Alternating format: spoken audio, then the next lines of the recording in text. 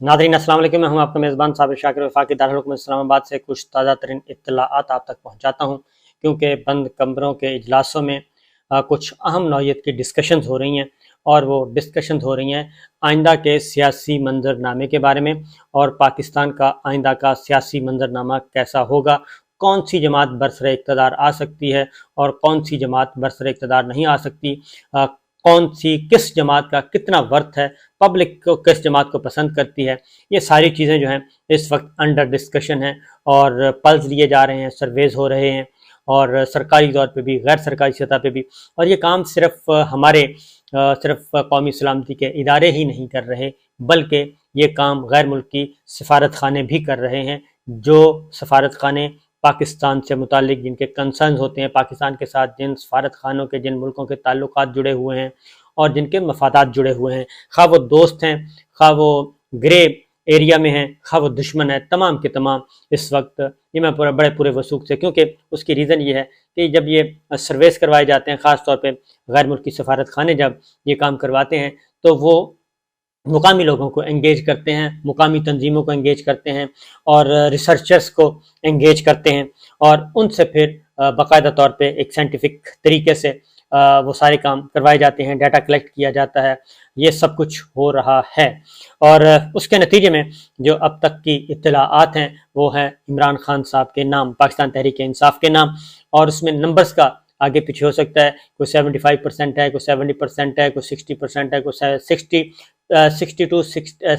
75% ये रेशो आ रहा है। 60 टू 75%, 60 से नीचे बिल्कुल नहीं है, यानी कि 100 में से 60 सीटें इमरान खान साहब हासिल कर रहे हैं, और जो मैक्सिमम है वो 75 है। तो इन बिटवीन आप कर लें, 160 नहीं मिलेंगी, 75 नहीं मिलेंगी, दरमियान में आप आ जाएं तो वही आ जाता है, 2/3 मेजॉरिटी के करीब आ जाता है, 65-66% जो है इस हद तक मामला पहुंचा हुआ है। तो अब इसमें जो चीज़ें हैं, जाहिर है ये अंदर बंद कमरों में जो बहस हो रही है, जो गुफ्तगू हो रही है, उसमें ये होता है कि जो मसाइल, तलखियाँ असल में बहुत ज़्यादा हैं। तलखियाँ मुस्लिम लीग नवाज़ के साथ भी हैं, नवाज शरीफ साहब के साथ भी हैं, मरीम बीबी के साथ भी हैं, और जरदारी साहब के उस तरीके से नहीं है, क्योंकि वो काफ़ी हद तक मामला क्लियर हो चुके हैं। जरदारी साहब वैसे भी जो हालात के थपेड़े खाने के बाद अब वो उस तरीके से एग्रेसिवली नहीं आते, बल्कि धीमे धीमे अंदाज में, वो उनको पता है कि सूबा सिंध तक वो महदूद हो चुके हैं, और सूबा सिंध से अब बाहर निकलना उनके लिए काफ़ी मुश्किल है। तो वो प्रेशर व्रेशर डाल के सिर्फ सिंध ही उनको सिंध तक उनको डिस्टर्ब ना किया जाए, तो पाकिस्तान पीपल्स पार्टी को कोई मसला नहीं है। पाकिस्तान पीपल्स पार्टी कंफर्टेबल है और आइंदा भी कंफर्टेबल रहेगी। हाँ, अलबत्ता सिंध अगर उनके हाथ से निकलता है तो फिर वो कहते हैं कि फिर हमारे लिए ज़रा मसाइल हो जाएंगे, और ज़ाहिर है उनको अगर आप नहीं देंगे, अकोमोडेट नहीं करेंगे, तो ये अकोमोडेशन होती है, अकोमोडेट करेंगे तो बहुत अच्छी बात है। इसलिए अब वो बलूचिस्तान की तरफ भी निकले हुए हैं। बलूचिस्तान में बलूचिस्तान अवामी पार्टी और दीगर रहनुमाओं को अपने साथ मिलाने की कोशिश कर रहे हैं। अब हो ये रहा है कि जो चीज़ें हैं, ये बात तो तय है, ये बात तय है कि इमरान खान साहब, पाकिस्तान तहरीक इंसाफ, उनकी पॉपुलैरिटी बरकरार है, और इलेक्शन 2 महीने बाद होते हैं, और 4 महीने बाद होते हैं, 6 महीने बाद होते हैं, 8 महीने बाद होते हैं। उनकी ये जो मकबूलियत है ये बरकरार रहेगी, और उनके नंबर्स कम नहीं हो सकते। हाँ, आप 75% से 60% पे ला सकते हैं, 60% से 55 पे ला सकते हैं। इस पे अब थोड़ी सी वर्किंग हो रही है। उसकी रीज़न है कि जो मामलात हैं वो ये है कि नवाज शरीफ साहब को जब 97 में 2/3 मेजॉरिटी मिली, तो उसके बाद फिर वो बहुत ज़्यादा ताकतवर हो गए थे, क्योंकि 2 दफ़ा उनको गिराया गया था। जब वो वापस आए तो वो ताकतवर होके आए, तो इसलिए 97 की 2/3 मेजॉरिटी में वो बहुत कुछ करना चाहते थे, लेकिन फिर उनसे एक गलती हुई, या उनसे गलती करवाई गई परवेज़ मुशर्रफ साहब वाली, उनको सैक करने की, और उसके बाद वो मामला ख़त्म हो गया, और वो तलखियाँ अभी तक बरकरार हैं। ये जो बाजवा साहब ने उनको NRO दिया है, और बाजवा साहब की जो उनके साथ डील हुई, इसके बावजूद अभी तक नवाज शरीफ साहब और मरियम बीबी जो हैं वो अभी तक वहीं पे स्टैंड करती हैं, उसी पॉइंट ऑफ व्यू पे साथ। और ख़ास तौर पे इस बात को बहुत ज़्यादा संजीदगी से लिया जा रहा है कि ऑडियोज़ वीडियोज़ की बुनियाद पे अगर ये नवाज शरीफ साहब और मरियम बीबी जो हैं वो ये सारा गेम कर सकते हैं, तो इसका मतलब ये है, और अभी भी उनके पास हैं, तो इसका मतलब ये है कि वो मुस्तकबिल में भी काबिल एतबार नहीं है, और उनसे बचना ही चाहिए। کیونکہ ان کو بار بار موقع ملا، لیکن وہ بار بار انہوں نے اسٹیبلشمنٹ کے ساتھ ان کی پنجہ آزمائی ہوئی، اور آئندہ بھی اگر ان کو موقع ملے گا تو ان کو پنجہ آزمائی رہے گی۔ لیکن پہلی بات تو یہ ہے کہ وہ فی الوقت واپس آ نہیں رہے اور ان کے پاس اتنے نمبرز نہیں ہیں۔ ہاں، ایک صورت بن سکتی ہے کہ ان کی سیٹ ایڈجسٹمنٹ ہو جائے، پاکستان پیپلز پارٹی اور مسلم لیگ نواز کی سیٹ ایڈجسٹمنٹ ہو جائے، پی ڈی ایم کی آپس میں سیٹ ایڈجسٹمنٹ ہو جائے، اور عمران خان صاحب کے ساتھ تمام سیٹوں پہ 272 سیٹوں پہ 1 on 1 مقابلہ ہو تمام امیدواروں کا، یعنی جہاں پہ جے یو آئی تگڑی ہے وہاں پہ جے یو آئی کو دے دیں، جہاں پہ پیپلز پارٹی تگڑی ہے وہاں پہ پیپلز پارٹی کو دے دیں، جیسے ملتان والا ماڈل آپ سمجھ لیں، جاوید شاہ محمود قریشی صاحب کا اور شاہ محمود قریشی صاحب کی بیٹی کا اور یوسف زئی گیلانی صاحب کے بیٹے کا 1 on 1 مقابلہ ہوا، تو اس میں سیٹ لے گئے پیپلز پارٹی والے۔ تو اس طرح کا اگر کوئی ہو سکتا ہے تو چانسز ہو سکتے ہیں، لیکن اس میں بھی سمپل میجورٹی کہیں بھی نہیں گئی عمران خان صاحب کی، تو یہ بات اس پہ ہو رہی ہے۔ اور اب جب ان کے پاس سمپل میجورٹی ہے اور وہ لے سکتے ہیں تو ان کا راستہ پھر روکنا ممکن نہیں ہے۔ اور پھر اگر کمپیئر کریں، یہ میں آپ کو بتا رہا ہوں بند کمروں میں، کیوں ظاہر ہے ایک یہ ادھر ڈسکشن ہو رہی ہوتی ہے ادھر ڈسکشن ہو رہی ہوتی ہے، آپس میں ہی وہ ایک دوسرے کو کراس بنا کے بیٹھے ہوتے ہیں کہ آرگومنٹس ہو رہے ہوتے ہیں کہ جناب چلیں شروع کریں، تو ایک عمران خان بن جاتا ہے اور ایک اس طریقے سے ایک عمران خان صاحب کی فیور میں، ایک نواز شریف صاحب کی فیور میں، ایک پی ڈی ایم کی فیور میں، یہ سارے کام۔ تو اس میں جو نتیجہ نکلا وہ یہی ہے، جو جس نتیجے پہ پہنچے جا رہے ہیں کہ عمران خان صاحب نے برسر اقتدار آنا ہے، اور اگر ان کا راستہ بلا وجہ روکنے کی کوشش کی گئی، اور ایسا بھی نہیں ہے کیونکہ ان کو اقتدار ملا، ان میں ایبلٹی کی تو کمی ہو سکتی ہے، لیکن وہ اسٹیبلشمنٹ کے ساتھ بہت اچھے جا رہے تھے، ملٹری اسٹیبلشمنٹ کے ساتھ، اور ان کا کوئی پھڈا نہیں تھا سیریس نوعیت کا، اور اکانومی بھی ٹھیک تھی، نمبرز بھی ٹھیک جا رہے تھے سارے کے سارے 9 اپریل سے پہلے، اور انہوں نے کبھی کسی کو تکلیف بھی نہیں دی۔ اور اگر باجوہ صاحب کا اور ان کا آپس میں ہوا اور اب ثابت ہو گیا ہے کہ یہ پرسنل ایجنڈا تھا اور ایکسٹینشن کا ایشو تھا، اور اسی کی بنیاد پہ ہی یہ سارا کھیل کھیلا گیا، اور جس کی وجہ سے اور پھر عمران خان صاحب نے اس سارے کے باوجود صرف باجوہ صاحب کو ہٹ کیا ہے، اور باجوہ صاحب کو ہی انہوں نے بتایا کہ وہ ہی ذمہ دار ہیں، باجوہ صاحب پلس 2-3 آدمی اور ہیں، یہ سارا کام ڈرائنگ روم میں بیٹھ کے کیا۔ تو انہوں نے ادارے کو کبھی بھی ہٹ نہیں کیا، بطور ادارہ اسٹیبلشمنٹ کو کبھی ہٹ نہیں کیا، اور وہ فرد واحد کو ٹارگٹ کر رہے ہیں اور وہیں تک رہنا چاہتے ہیں، اس سے آگے نہیں بڑھ رہے۔ تو یہ ساری چیزوں کو اسٹڈی کیا جا رہا ہے، اور کمپیئر کرنے کے بعد، کمپیریزن کے بعد عمران خان صاحب بہرحال قابل قبول ہیں ابھی تک۔ صرف ایک معاملہ ہے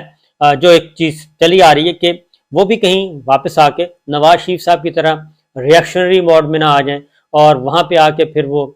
کہیں دوسری طرف ہی نہ چل پڑیں، اور اپنی اکثریت کی بنیاد پہ، اکثریت کے بل بوتے پر کوئی اور ہی نہ معاملات کر بیٹھیں۔ تو اس پہ کیے جا رہے ہیں کچھ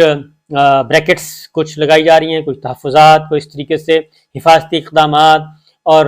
اتمام حجت کے طور پہ جب یہ ایم کیو ایم کا اس میں یہ ہے کیونکہ سپاٹ فکسرز موجود ہیں، اور سپاٹ فکسر جو ہیں وہ یہ کہہ رہے ہیں کہ جناب ایک دفعہ آزمائے جا چکے ہیں، دوبارہ آزمانے کی کیا ضرورت ہے، اس لیے ان کو رہ نہیں دیں۔ لیکن جو نمبرز ہیں، جو گراؤنڈ پہ زمینی حقائق ہیں، وہ اس بات کی اجازت نہیں دے رہے، اور اس بات کی اجازت بالکل بھی نہیں دے رہے،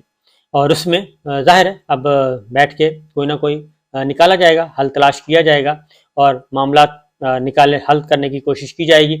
کیا ہوتا ہے کیا نہیں۔ کیونکہ ایم کیو ایم جو کراچی میں ہوا ہے، ایم کیو ایم کو ری یونین ہے، اس طریقے سے کیا جا رہا ہے کہ بلوچستان میں جو ہے بی اے پی کو کم کر کے پیپلز پارٹی کے بندے جیسے جے یو آئی بلوچستان سے مائنس کر دیا جائے مکمل طور پہ، اور کراچی سے ایم کیو ایم کو کوئی نمبرز وہاں سے نمبرز کم کر دیے جائیں، کوئی ساؤتھ پنجاب میں نمبرز کم کیے جا سکتے ہیں، اس طریقے سے مینوورنگ کر کے یہ کیا جا سکتا ہے۔ اور تمام جو ایک تجزیاتی رپورٹ ہے تیار کر کے چارٹ سامنے رکھا ہوتا ہے، پچھلے الیکشن میں کس حلقے میں کتنا مارجن کم تھا، کس حلقے میں کتنا مارجن تھا، تو کون سی سیٹیں ایسی ہیں جہاں پہ ہم یہ نمبرز کم کر سکتے ہیں۔ ظاہر ہے یہ کوئی آسان کام نہیں ہے، یہ زمینی حقیقت ہے جو بات بتا رہا ہوں میں۔ تو اب ڈیپینڈ کرتا ہے عمران خان صاحب پہ، جو اصل بات ہے، کیونکہ یہ میں آپ کو بتا دوں کہ کنفرمیشن موجود ہے اب تک کی، اس وقت تک کی، کہ یہ موجودہ جو سیٹ اپ ہے یہ چلنے والا نہیں ہے، اور یہ سیٹ اپ جب تک رہے گا یہ ممکن نہیں ہے کہ کچھ ہو سکے، کوئی بہتری آ سکے۔ یہ تو ایک طے شدہ نتیجہ نکالا جا چکا ہے، کیونکہ ان کی جو پرائورٹیز تھیں وہ انہوں نے اپنے کام کر لیے ہیں، اپنی کمر سیدھی کر لی ہے، اپنے سارے مسائل حل کر لیے ہیں۔ اگر کوئی مسئلہ حل نہیں ہوا تو وہ صرف پاکستان کی عوام، پاکستان کی اکانومی اور اس کا نہیں ہوا، اور سارے حربے آزما کے دیکھ لیے ہیں۔ پھر یہ کہ باجوہ صاحب نے جو کی ہیں حرکتیں، بے شمار مقدمات، 40 ایف آئی آر درج، 20 ایف آئی آر درج، کسی کو نہیں بخشا، اور انہوں نے بھی ایک ایسا ایک اندھا وہ کیا ہے کالا قانون نافذ کیا ہوا تھا۔ وہ ساری چیزیں آزمائی جا چکی ہیں۔ اب ان تلخیوں سے نکلنا ہے تو ان تلخیوں سے پھر اسی صورت میں نکلا جا سکتا ہے۔ تو یہ ذہنی طور پہ نواز شریف صاحب بھی تیار ہیں، زرداری صاحب بھی تیار ہیں۔ اب وہ صرف یہ چاہتے ہیں کہ بھئی ان کا جو تحفظ ہے ان کے مفادات کو بھی دیکھا جائے، اور یہ نہ ہو کہ دوبارہ سے پھر سلسلہ شروع ہو جائے اور دوبارہ پھر نمبر 1 مسئلہ جو ہے وہ اکاؤنٹیبلٹی بن جائے، جبکہ نمبر 1 مسئلہ ہماری اکانومی ہے۔ جو ہو چکا اس کو تو اداروں پہ چھوڑ دیا جائے، وہ عدالتی نظام پہ چھوڑ دیا جائے، قانون پہ چھوڑ دیا جائے، اور گورنمنٹ کا کام ہے کہ وہ پاکستان کو بہتر سے بہتر اکانومی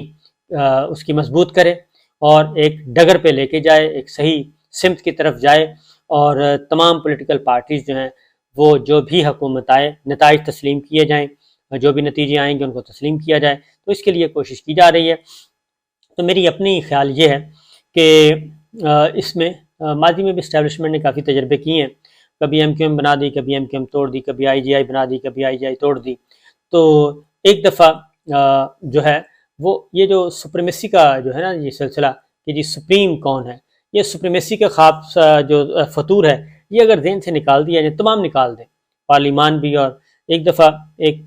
اکٹھے بیٹھ جائیں، برابری کی بنیاد پہ بیٹھ جائیں، کسی ایک کو تو بنانا ہی ہے چیف ایگزیکٹو، مان لیا جائے پرائم منسٹر کو، اور اس کے بعد چیزوں کو آگے بڑھایا جائے، جیسے کہ یورپ میں ہے، امریکہ میں ہے، برطانیہ میں ہے، انڈیا میں ہے، بنگلہ دیش میں ہے، کہ وہاں پہ جو ڈرائیونگ سیٹ پہ بیٹھے ہیں چیف ایگزیکٹو پرائم منسٹر، ان کو مان لیا جاتا ہے، ان کی رسپیکٹ کی جاتی ہے، اور ان کو اس طریقے سے بیہیو نہیں کیا جاتا جیسے پاکستان میں کیا جاتا ہے۔ اگر یہ ساری چیزیں ہو جائیں تو میرا نہیں خیال کہ کوئی بھی پرائم منسٹر اتنا بیوقوف یا اتنا